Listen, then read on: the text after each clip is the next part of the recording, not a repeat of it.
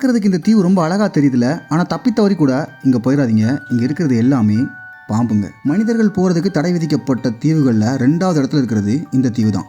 பிரேசிலில் இருக்கிற இந்த தீவுக்குள்ளே நீங்கள் எங்கே பார்த்தாலும் பாம்பு தான்.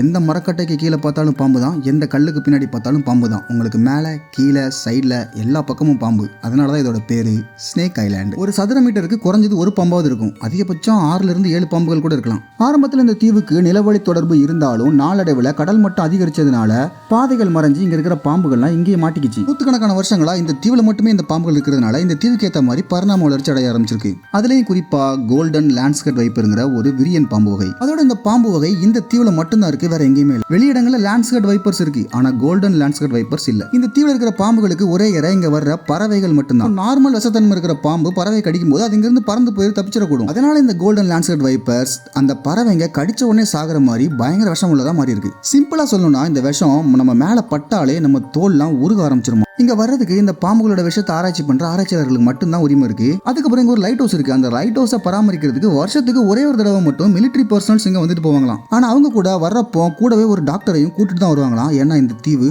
அவ்வளவு ஆபத்தானது. ஆனா இவ்வளவு ஆபத்தான பாம்புகள் இருக்கிற இந்த ஆபத்தான தீவுலையும் மனுஷன் தன்னோட சேட்டையை காமிக்க தாங்க செய்யறான். ஏன்னா இந்த பாம்பு பிளாக் மார்க்கெட்ல $30,000 வரைக்கும் போகுமா. பிடிக்கிறதுக்காகவே அரசாங்கத்துக்கு தெரியாம இங்க வந்து திருட்டுத்தனமா இந்த பாம்பை பிடிச்சி அதை பிளாக் மார்க்கெட்ல வித்துட்டு இருக்காங்களாம். இந்த ப்ராப்ளமால இந்த பாம்புகள் இப்போ 2000லிருந்து 7000 வரைக்கும் தான் இருக்குது. அதுவும் இந்த தீவில் மட்டுமே இருக்கக்கூடிய ஒரு அரிய வகை உயிரினம்.